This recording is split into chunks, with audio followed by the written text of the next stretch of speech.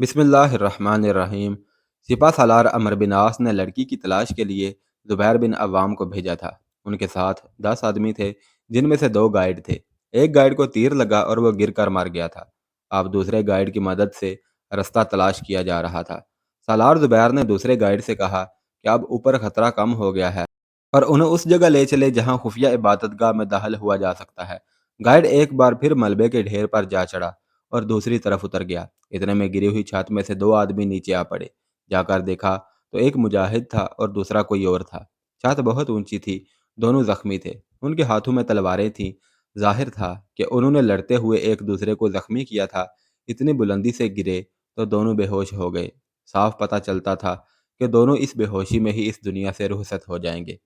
Guide ने ज़रा धीमी आवाज़ में सालार ज़ुबैर को पुकारा। सालार ज़ुबैर फ़ौरन पहुंचे और मलबे के ढेर पर चढ़कर दूसरी तरफ उतर गए। वो तो दिन को भी यहाँ आए थे, लेकिन इस तरफ ना गए। उनका ख्याल था कि यह मलबा दीवार तक गया हुआ है और वहाँ मलबे की सिवा कुछ भी ना होगा।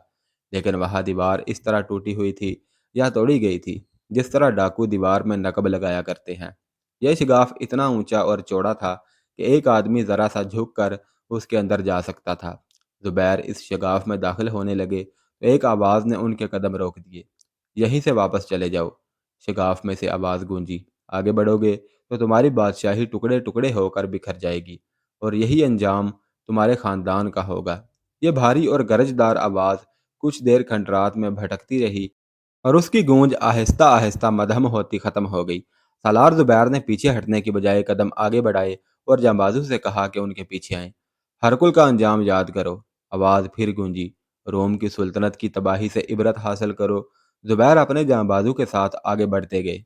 ये एक सुरंग सी थी जो शिगाफ से ज़्यादा ऊंची और चौड़ी थी। 2-3 कदम ही आगे गए होंगे तो आवाज़ फिर बुलंद हुई। हम यहाँ से नहीं अगले जहाँ से बोल रहे हैं। पहले जैसी आवाज़ गिरजी। अभी वक़्त है। 2 कदम और आगे बढ़ाए तो ज़िंदा वापस नहीं आ सकोगे। सालार ज़ुबैर ने अपने जांबाजों से कहा कि वो सुरंग में ही रहे और खुद वापस आए और शिगाफ में से बाहर निकले। अगर तुम ज़िंदा रहने चाहते हो तो मेरे सामने आ जाओ। ज़ुबैर बिन अल-अव्वाम ने बुलंद आवाज़ से कहा, तुम जिंदा रहोगे। हमारी बादशाही नहीं, बादशाही अल्लाह की है, जिसे कोई इंसान तबाह नहीं कर सकता। हम गुनाहगारों को अल्लाह का रास्ता दिखाने आए हैं। इबादत सिर्फ अल्लाह की जाती है। अगर मेरे सामने खुद नहीं आ जाओगे तो जिंदा नहीं रह सकोगे। सलार ज़ुबैर थोड़ी देर जवाब का इंतज़ार करते रहे, लेकिन उन्हें कोई जवाब ना मिला। वो फिर शिगाफ के अंदर चले गए। एक मुजाहिद ने जलती हुई मशअल उठा रखी थी। यह सुरंग ख़त्म हुई तो आगे रास्ता बंद था और 2 रास्ते निकलते थे, एक दाएं और एक बाएं को। बाएं तरफ देखा तो यह भी सुरंग सी ही थी और कुछ लंबी भी थी। उसके अगले सिरे पर जहाँ यह ख़त्म होती थी, हल्की हल्की रोशनी नज़र आ रही थी। सालार ज़ुबैर उस तरफ मुड़ गए। जहाँ बाजो घबराना नहीं। सालार ज़ुबैर ने अपनी जमात से कहा, अंदर कोई फ़ौज नहीं होगी। अल्लाह को अपने साथ समझो। हम किसी का खजाना लूटने नहीं आए। हम यहाँ अल्लाह का ये फरमान पहुँचाने आए हैं कि इबादत के लायक सिर्फ अल्लाह है। इस सुरंग से निकले तो सामने एक कुशादा कमरा था, जिसके एक कोने में छोटा सा फानूस जल रहा था। कमरे में 4-5 अच्छी किस्म के पलंग रखे थे। कमरे के वस्त में एक बूढ़ा आदमी जो लंबे चूगे में मलबूस था और सर पर मिस्री टोपी और टोपी पर रुमाल पड़ा हुआ था, खड़ा इस तरफ देख रहा था जिस तरफ से ज़ुबैर रज़ी अल्लाह तआला अन्हु और उनके जांबाज दाखिल हुए थे। उसके पीछे 4-5 आदमी हाथों में तलवारें लिए खड़े थे। यह शख्स बहुत ही बूढ़ा था, लेकिन जवानों की तरह सीधा खड़ा था। उसके जिस्म में ज़रा सा झुकाव नहीं था। सालार ज़ुबैर बिन अव्वाम ने अपने जांबाजू को अभी सामने नहीं आने दिया था। वो अकेले ही सुरंग से निकलकर रुक गए थे। यहाँ मरने के लिए आए हो? बूढ़े ने कहा। हम तुम्हारी ये ख्वाहिश पूरी कर सकते हैं, लेकिन इस उम्र में मुझे इस गुनाह से बचा लो तो ये तुम्हारी बहुत बड़ी नेकी होगी। मैं किसी का खून बहाना बहुत बड़ा गुनाह समझता हूँ। किसी का खून बहाने का गुनाह मैं भी नहीं करना चाहता। सलार ज़ुबैर ने कहा, मैं समझ गया हूँ कि तुम इस इबादतगाह के राहब हो। मैं तुम्हें बताने आया हूँ कि सिर्फ अल्लाह की इबादत की जाती है और तुम्हारी ये इबादत महज बातिल है। ये बंद करो और हमारे साथ चले चलो। तुम्हें पूरे एहतराम के साथ रखा जाएगा। ए नादान इंसान, बूढ़े राहब ने कहा, तू हरकुल से बढ़कर ताकतवर नहीं। तू यहाँ तक आ गया है। हरकुल के आदमी इस रास्ते के मुंह पर ही पहुंचे थे कि तीर उनके जिस्मों में उतर गए। फिर सुल्तनत रोम जिस अंजाम को पहुंची वह तूने देखा है। फिर हरकुल को हमने इस दुनिया से ही उठा दिया। मैं तेरी जान बख्शी करता हूँ और तेरी जुर्रत की तारीफ करता हूँ कि तू यहाँ तक आ गया है। वापस चला जा। ورنہ میرے یہ آدمی تیرے جسم کو کئی حصوں میں کاٹ کر انہی کھنڈرات میں گم کر دیں گے۔ لڑکی میرے حوالے کر دو، سالار زبیر نے کہا، پھر اپنے آپ کو بھی میرے حوالے کر دو۔ بوڑھے راہب کو شاید غلط فہمی تھی کہ سالار زبیر اکیلے آئے ہیں۔ اس نے کوئی اور بات نہ کی، اپنے پاس کھڑے چار آدمیوں کی طرف دیکھ کر سر سے ہلکا سا اشارہ کیا۔ چاروں آدمی تلواریں سونت کر زبیر بن العوام کی طرف بڑی تیزی سے آئے۔ زبیر ان کے مقابلے کے لیے آگے بڑھے۔ ان چار آدمیوں نے سالار زبیر کو گھیر لیا، اور اس وقت اچانک تمام جانباز مجاہدین سرنگ سے نکلے اور ان آدمیوں پر ٹوٹ پڑے۔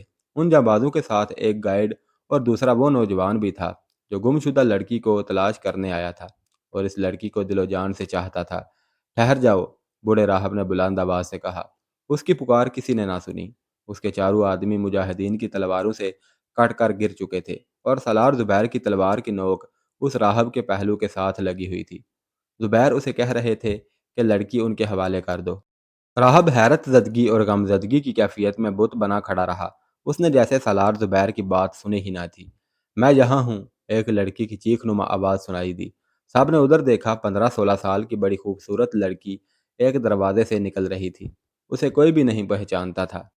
ایلی کی تلاش میں آنے والے نوجوان نے اسے دیکھا تو دوڑ کر اس تک پہنچا اور اسے اپنے بازوؤں میں لے کر اپنے ساتھ بھینچ لیا۔ لڑکی کے بازو بھی اس کے گرد لپٹ گئے۔ گمشدہ لڑکی مل گئی تھی۔ سالار زبیر 2-3 جانبازوں کو ساتھ لے کر اس دروازے میں داخل ہوئے جس سے لڑکی باہر آئی تھی۔ دروازے کے کواڑ تھے ہی نہیں، دیمک نے کھا لیے ہوں گے۔ وہ بھی ایک کمرہ تھا جس میں ایک پلنگ کے قریب گائے کا بچڑا بندھا ہوا تھا۔ یہ ابھی چھوٹا تھا، وہ اس قدر دھلا دھلایا تھا کہ اس کے بال مشعلوں کی روشنی میں چمک رہے تھے۔ بڑا ہی پیارا لگتا تھا۔ بات بالکل صاف تھی، اس بچڑے کو اور اس لڑکی ایلی کو ایبس بچڑے کے نام پر قربان کرنا تھا۔ جوزف کا شک صحیح نکلا۔ اس کمرے کی تلاشی لینے لگے تو پلنگ کے نیچے سے ایک آدمی چھپا ہوا برآمد ہوا۔ اس نے اپنے ساتھیوں کو لہو لہان ہو کر گرتے دیکھ لیا ہوگا اور پلنگ کے نیچے جا چھپا۔ اسے ساتھ لے کر اس کمرے سے نکلے اور اس کمرے میں گئے جہاں اب خون بہہ رہا تھا اور لاشیں پڑی تھی۔ ان لاشوں سے ذرا ہٹ کر بوڑھا راہب پیٹھ کے بل فرش پر پڑا تھا۔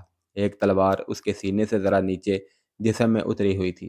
بوڑھا تلوار کو اپنے جسم سے نکالنے کی ذرا سی بھی کوشش نہیں کر رہا تھا۔ اسے کس نے مارا ہے؟ زبیر بن عوام رضی اللہ تعالیٰ عنہ نے بڑے غصے میں اپنے جانبازوں سے پوچھا۔ تمہیں کس نے حکم دیا تھا کہ اسے مار ڈالو؟ مجاہدین حیرت سے ایک دوسرے کی طرف دیکھنے لگے۔ آخر ایک مجاہد نے بتایا کہ اس راہب نے اپنے ایک آدمی کی گری ہوئی تلوار اٹھا لی تھی۔ لگتا تھا کہ وہ مجاہدین کا مقابلہ کرنا چاہتا ہے، لیکن اس نے تلوار کا دستہ دونوں ہاتھوں میں پکڑ کر تلوار کی نوک اپنے سینے پر رکھی اور بڑی زور سے دباؤ ڈال کر تلوار اپنے جسم میں اتار لی۔ اس نے خودکشی کی تھی۔ سالار زبیر بن عوام نے دور سے ہی دیکھ لیا تھا کہ بوڑھا ابھی زندہ ہے۔ وہ دوڑتے پہنچے اور اس کے پیٹ اور سینے کے درمیان اتری ہوئی تلوار نکال لی، لیکن اس کا زندہ رہنا ممکن نہیں تھا۔ تلوار پیٹھ تک چلی گئی تھی۔ جسم کے اس حصے میں تلوار اتر جائے تو یہ زخم موت کا باعث تو ضرور ہی بنتا ہے، لیکن مرتے مرتے بعض اوقات 1 گھنٹہ لگ جاتا ہے۔ سالار زبیر نے راہب کو بٹھا لیا اور پوچھا کہ اس نے خودکشی کیوں کی ہے۔ میں کسی کے ہاتھوں گرفتار نہیں ہونا چاہتا، بوڑھے راہب نے کہا۔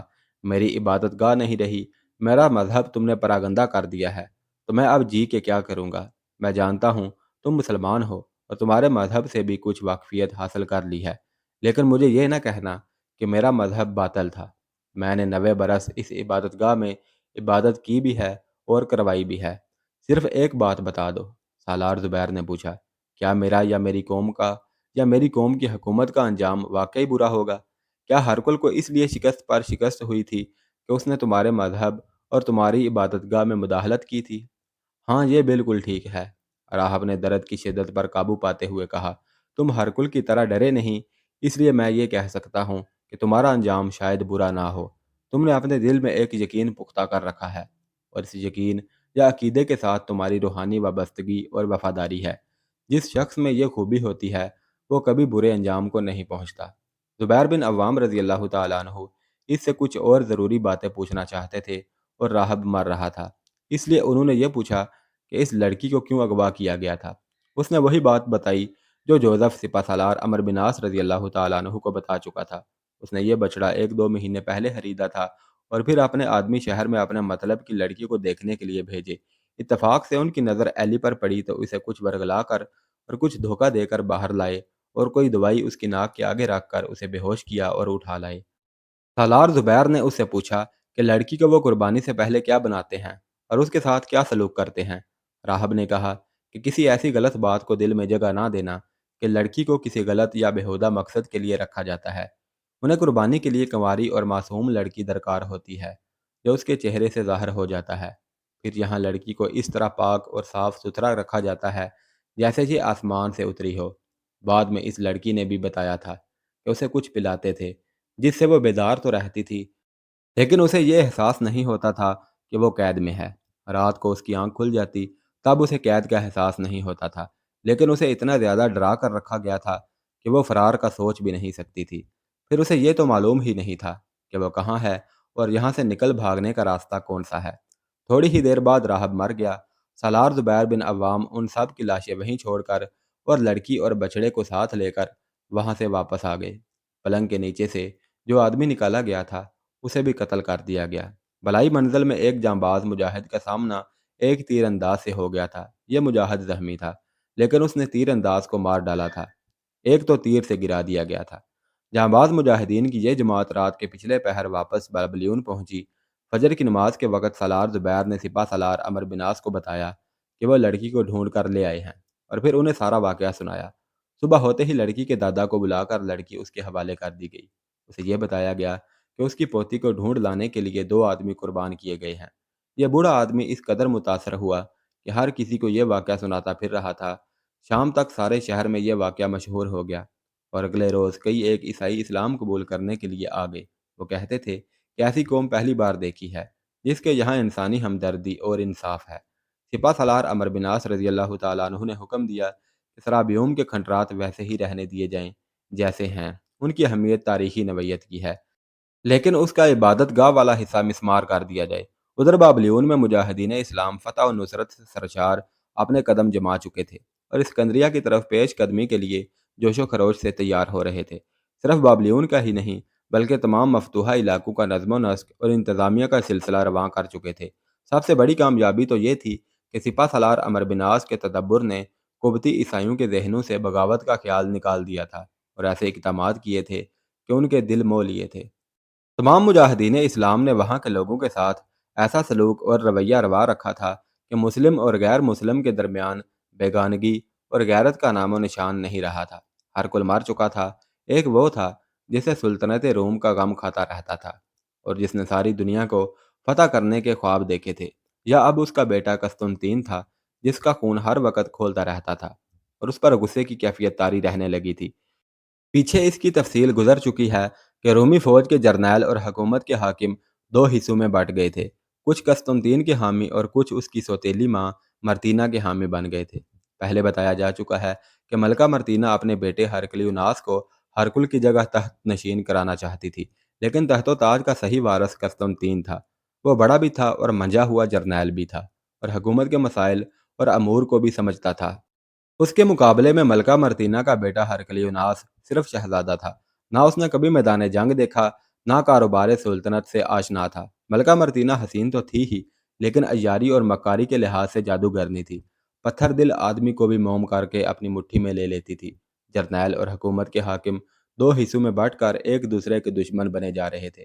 ان میں کچھ خوشامدی بھی تھے۔ وہ قسطنطین کو آئے دن کوئی نئی سے نئی خبر سناتے اور ملکہ مرتینہ اور اس کے بیٹے ہرکلیوناس کے خلاف بھڑکاتے تھے۔ قسطنطین کو مصر کا غم تو کھا ہی رہا تھا، لیکن یہ خوش آمدی اسے ایسی خبریں سناتے تھے کہ اس کا خون کھول اٹھتا تھا۔ مورخوں نے لکھا ہے کہ وہ کسی اندرونی روگ میں مبتلا ہو گیا تھا اور جسمانی کمزوری محسوس کرنے لگا تھا۔ اس سے بڑا روگ اور کیا ہو سکتا تھا کہ اپنے آپ کو دنیا کی سب سے بڑی جنگی طاقت سمجھنے والے شاہی خاندان کو مٹھی بھر عربوں نے، جنہیں رومی گنوار بدو کہتے تھے، شام سے مار بھگایا تھا اور اب انہیں مصر سے بھی بری طرح بے دخل کیا جا رہا تھا۔ قسطنطین کی حالت تو اب یہ ہو گئی تھی جیسے ڈوبنے والا تنکیوں کے سہارے تلاش کرنے کے لیے ہاتھ پاؤں مارتا ہے۔ پہلے بیان ہو چکا ہے کہ اس کی نظریں بھٹک بھٹک کر ہرکل کے بنائے ہوئے اسقف اعظم کیرس پر جا رہی تھیں۔ ہرکل نے مکوکیس کے ساتھ کیرس کو بھی جلا وطن کر دیا تھا۔ ہرکل کی موت کے بعد قسطنطین نے ایک ایلچی کو کیرس کی تلاش میں روانہ کیا اور یہ پیغام دیا تھا کہ کیرس کو مصر کی صورتحال بتا کر کہے کہ وہ واپس آ جائے۔ ایلچی نے کیرس کو ڈھونڈ نکالا تھا اور اسے اپنے ساتھ ہی لے آیا تھا۔ قسطنطین نے اس کا استقبال پورے احترام سے کیا اور اسے الگ تنہائی میں بٹھا لیا۔ سب سے پہلے یہ بات سن لیں، قسطنطین نے کیرس سے کہا، میں نے کبھی بھی آپ کو باغیانہ خیالات کا مجرم نہیں سمجھا۔ اصل قصور مکوکیس کا تھا، لیکن میرے بادشاہ باپ نے اس کے ساتھ آپ کو بھی جلا وطن کر دیا۔ مجھے پوری امید ہے کہ سلطنت روم کے مسائل کے ساتھ آپ کو بھی اتنی ہی دلچسپی ہے جتنی مجھے ہے۔ میں آپ کا اسقف اعظم کا رتبہ بحال کرتا ہوں اور اس کے ساتھ ہی آپ کو اپنا مقدس باپ سمجھتا ہوں۔ اس کے بعد قسطنطین نے کیرس کو مصر کی ساری صورتحال بتائی اور پھر بزنطیہ میں جو محلاتی سازشیں اور کدورتیں چل رہی تھیں وہ بھی تفصیل سے سنائیں۔ پھر کہا کہ وہ مصر میں اپنی فوج کو کمک بھیجنا چاہتا ہے، لیکن یہاں تو دو دھڑے ہو چلے ہیں جنہوں نے فوج کو تقسیم کر لیا ہے۔ اس نے کہا کہ بظاہر فوج ایک جان ہے، لیکن فوجیوں کے دل آپس میں پھٹ گئے ہیں۔ مجھے صرف ایک بات بتاؤ، کیرس نے پوچھا، میں کیا کر سکتا ہوں اور میرے فرائض کیا ہیں؟ بات بالکل مختصر کروں گا، قسطنطین نے کہا۔ سب سے پہلے تو آپ ملکہ مرتینہ سے کہیں کہ وہ تحت کی جانشینی کے مسئلہ کو بھول جائے اور ہمیں مہلت دے کہ ہم ان عربوں کو مصر سے نکال دیں۔ ضرورت یہ ہے کہ یہاں خانہ جنگی کی جو صورتحال بن رہی ہے یہ ختم ہو جائے، پھر میں آپ کے ساتھ زیادہ سے زیادہ کمک مصر بھیجوں گا۔ مجھے اطلاع ملی ہے کہ قبطی عیسائی مسلمانوں کے دوست بنتے جا رہے ہیں اور ان کے ساتھ ہر طرح تعاون کرتے ہیں۔ مجھے یہ خطرہ نظر آ رہا ہے کہ مصر کے جو علاقے ابھی ہماری سلطنت میں ہیں ان علاقوں میں قبطی ہمارے خلاف بغاوت کر دیں گے۔ آپ کچھ مبلغ ساتھ لے جائیں جو قبطیوں کو سلطنت روم کا وفادار بنانے کی کوشش کریں گے۔ آپ کو بھولنا نہیں چاہیے، کیرس نے کہا، قبطیوں کے دل میں ہمارے خلاف انتقام کی آگ سلگ رہی ہے۔ شاہ ہرکل نے جس بے دردی سے ان کا قتل عام میرے ہاتھوں کروایا ہے وہ کبھی نہیں بھول سکتے۔ قبطیوں کو ساتھ ملانے کا طریقہ یہ ہے کہ آپ اعلان کر دیں کہ شاہ ہرکل نے جو عیسائیت بنائی تھی وہ منسوخ کی جاتی ہے اور اصل عیسائیت وہ ہے جو یسوع مسیح سے ہمیں ملی ہے۔ میں ملکہ مرتینہ سے ملوں گا اور اسے قائل کرنے کی پوری کوشش کروں گا کہ وہ تخت و تاج کی وراثت کو ابھی متنازع نہ بنائے اور اپنے آپ کو سلطنت روم کی ملکہ نہ سمجھے۔ ان دونوں نے طے کیا کہ کل جرنیلوں کا ایک اجلاس بلایا جائے اور یہ مسائل اور یہ صورتحال ان کے آگے رکھی جائے۔ قسطنطین کی ملاقات کے بعد کیرس باہر آیا تو شام گہری ہو چکی تھی۔ ملکہ مرتینہ اس انتظار میں تھی کہ کیرس باہر آئے تو اسے اپنے جال میں لے لے۔ اس نے اپنا ایک آدمی باہر کھڑا کر رکھا تھا۔